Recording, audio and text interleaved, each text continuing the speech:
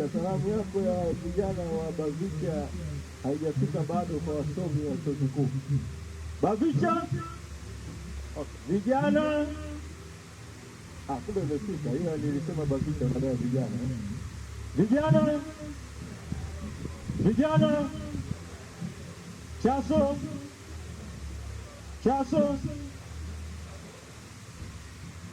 Mheshimiwa makamu mwenyekiti wa chama, Mheshimiwa John Wegesa Heche, waheshimiwa viongozi wote mlioko meza kuu wapambanaji, kwa namna pekee tukitoa heshima kwa viongozi wa Chaso mlioko meza kuu na mlioko kwenye hadhira yote, nimetakiwa nitoe mada katika mazingira ya kawaida ya itifaki. Katibu mkuu nitazungumza kabla ya makamu mwenyekiti, lakini leo sijaja kutoa hotuba, nimekuja kutoa mada. Kwa nitatoa mada na baadaye Chaso mtazungumza, alafu makamu mwenyekiti atazungumza. Sasa kwa kuwa nimekuja kutoa mada, nitazungumza hapa kwenye mimbari, kwenye podium, lakini nitazunguka kidogo. Kwa mkiona nimezunguka ni kwa sababu sijaja kutoa hotuba, nimekuja kutoa mada. Na mada niliyopewa kuizungumza ni juu ya falsafa na itikadi ya Chadema. Falsafa na itikadi ya Chadema. Ninamshukuru Mwenyezi Mungu kwamba nimekuja kuwasilisha mada hiyo hapa Landmark, kwa sababu Landmark hapa pana historia ya Chadema kuhusiana na falsafa na itikadi ya Chadema, lakini juu ya mabadiliko makubwa yaliyofanyika Chadema, yaliyoweka msingi wa mabadiliko kutoka kwa waasisi kuja kwenye chama kuzinduliwa upya. Kwa kukutana na leo hapa Landmark kuna kunikumbusha hiyo historia, lakini naamini Mwenyezi Mungu ana mipango na ninyi na sisi leo kukutana hapa Landmark, kwa sababu leo naamini kutakwenda kuandikwa historia nyingine ambayo itaacha alama ya leo na miaka mingi mbele katika historia ya Chadema. Ninatumaini hilo. Kwa nina faraja ya kuzungumza na nyinyi wasomi leo. Sasa kwanza niwakumbushe hiyo tukio la kihistoria lililotokea hapa Landmark mwaka 2003. Nyuma hapa gorofani hapo juu kwenye chumba ambacho hakikuwa kikubwa kama hiki, kuliitwa kongamano. Alikuwa na watu wengi kama nini, kongamano la sera za Chadema. Mwaka huo wa 2003 mwenyekiti wa chama cha Chadema alikuwa hayati Bob Nyaga Makani, Mohamed Bob Makani, ambaye jana hivi karibuni kama kikuu imepitisha uamuzi na leo katibu mkuu ametangaza kwa niaba ya chama kwenye maazimio ya kamati kuu, kwa heshima yake lile jengo la mabaraza ya chama kule Upipa, makao makuu ya kwanza ya Chadema, sasa yametangazwa kuwa yanaitwa Bob Makani House, wakati makao makuu mapya ya Mikocheni yametangazwa kwamba yanaitwa Edwin State House. Sasa mwaka huo 2003 kwenye chumba hicho kidogo juu gorofani alikuwepo mzee Makani kama mwenyekiti wakati huo, alikuwepo mzee Mtei kama mwenyekiti mstaafu, alikuwepo mwenyekiti aliyefuatia baadaye Freeman Mbowe. Wakati huo alikuwa anaongoza kamati ya wabunge na kamati ya chama ilikuwa ina ratibu mabadiliko ya sera ndani ya chama. Walikuwepo na wengine kadhaa. Kwa kukawasilishwa rasimu ya sera za Chadema. Chadema ilipoanzishwa, waasisi wa chama ambao wengi walitokea, wengine serikalini wakiwa na nyadhifa za juu. Mzee Mtei alikuwa waziri wa fedha ambaye alipishana na Mwalimu kwenye sera za kiuchumi, baadaye akawa gavana benki kuu, akawa katibu wa Afrika Mashariki.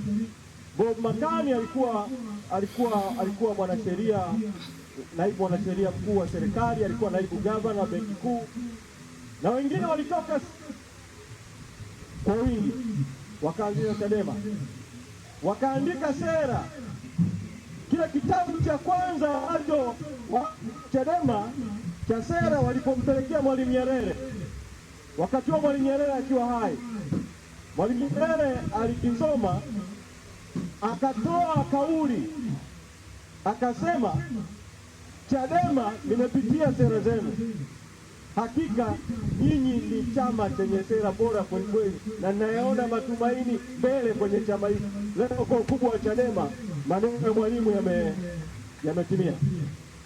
Sasa mwaka huu wa 2003 chama kikawa kinafanya mapitio baada ya toka mwaka 93 sera zilizopitishwa kwa mara ya kwanza, miaka 20 baadaye, kuziangalia, je, hizo sera bado ziko nzuri au kuna maeneo yanahitaji kuboreshwa. Mimi wakati huo 2003 niko mwanafunzi chuo kikuu cha Dar es Salaam, lakini nilikuwa vile vile mwenyekiti wa taasisi ya vijana ya Tanzania Youth Vision Association, na mmoja wa waanzilishi wa hiyo taasisi. Mara nilikuwa katibu mkuu wa kwanza, na nilikuwa mjumbe kwenye kamati ya utendaji ya Youth Association, na nilikuwa sehemu ya timu ya taasisi ambayo ya vijana baadaye ikafutwa na serikali, inaitwa National Youth Forum. Tunafanya harakati za vijana, tunadai baraza la vijana la taifa, tunadai kishwa kwenye vyombo vya maamuzi, kwa wabunge, kwa madiwani, tunadai haki za vijana, tunadai haki za taifa. Kwa hiyo nikaalikwa, ikiwa si mwanachama wa Chadema, nikaalikwa kwa barua sainiwa na mzee Makani, mwenyekiti wa wakati huo, kwamba njoo ufanye uchambuzi wa sera za Chadema, na hasa ukichambua sera ya vijana. Kwa tukakutana hapa, tukafanya uchambuzi wa katiba ya chama ya wakati huo, sera za chama. Kati ya mawazo, fikra ambazo zilitokana na kikao cha hapo juu, kongamano hilo dogo, mosi, kwamba Chadema mwanzoni ilikuwa imechanganya pamoja falsafa na itikadi, vilikuwa pamoja. Kwa hiyo ilikuwa inasema falsafa na itikadi ya Chadema ni, hakukutenganisha falsafa na itikadi.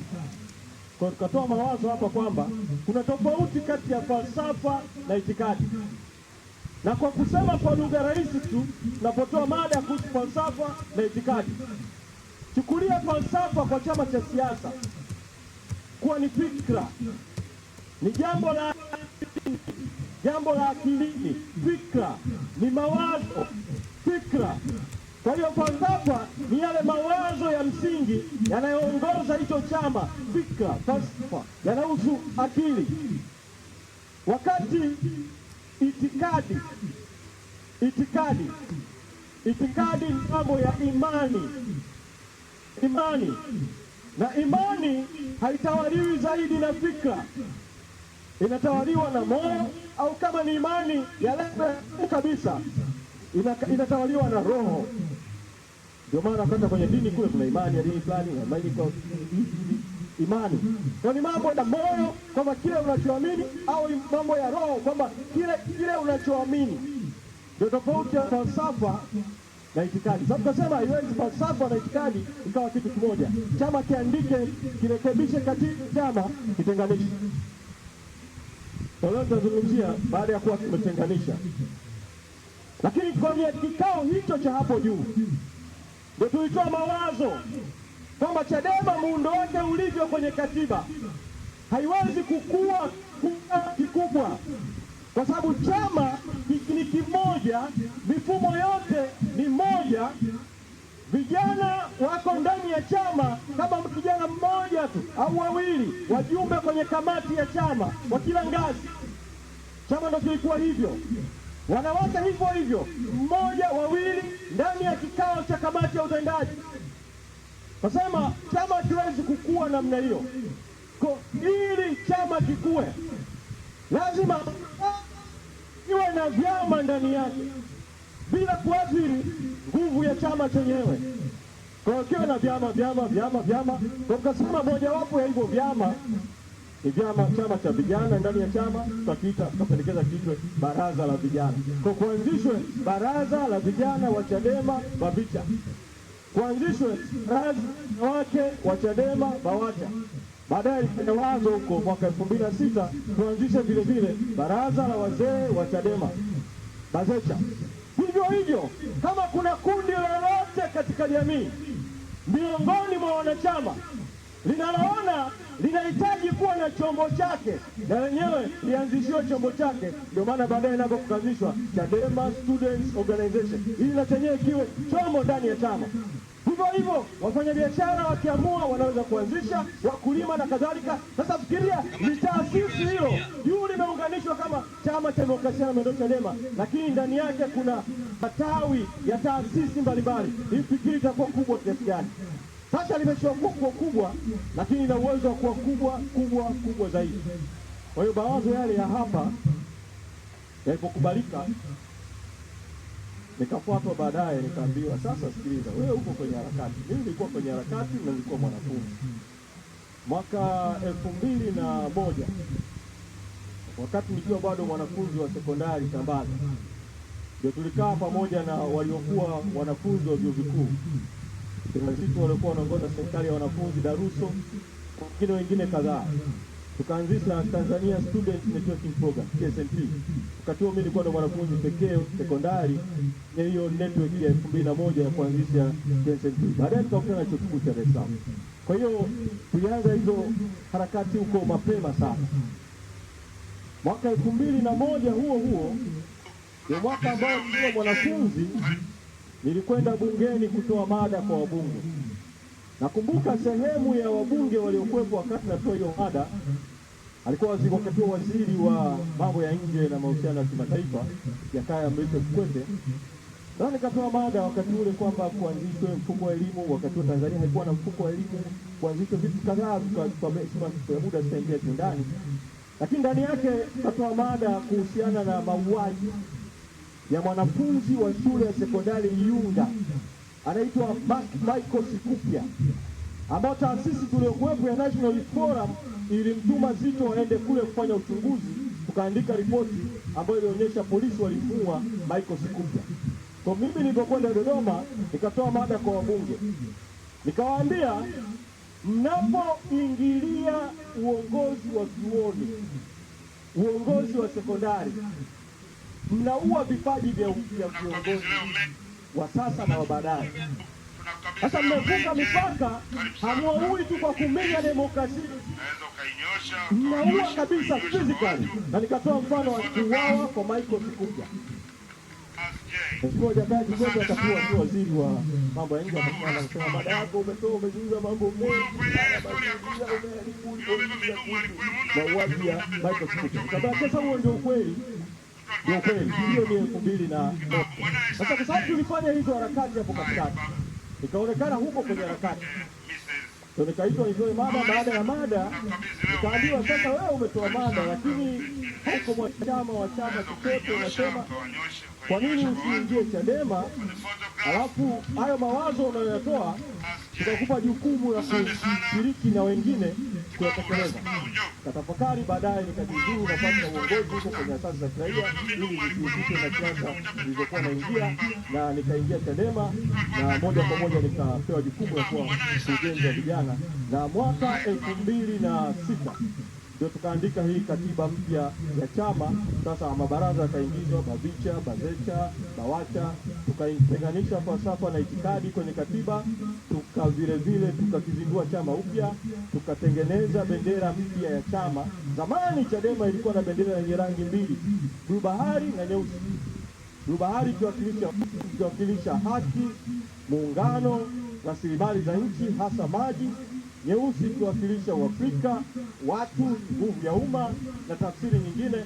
Tukaongeza nyekundu ikiwakilisha damu, kumbukumbu ya damu ya mashujaa kama ishara ya uzalendo wetu, rangi ya ishara ya ujasiri, ishara ya upendo, tukaingiza kama chanzo cha kuchochea ujasiri na ukombozi. Tukaingiza rangi nyeupe kama kwamba Chadema ni chama kinachosimamia ukweli, uwazi, uwajibikaji, uadilifu kwa njia za amani. Kazindua bendera mpya ya chama kikazinduliwa upya na kadhalika, na mabadiliko kuhusu yaliyotokea tarehe 29 Oktoba. Mazungumza kuhusu swala la mwenyekiti Lissu kwamba yuko tayari kwa mazungumzo, na maridhiano ni mtoto. Kazi ya Chama cha Mapinduzi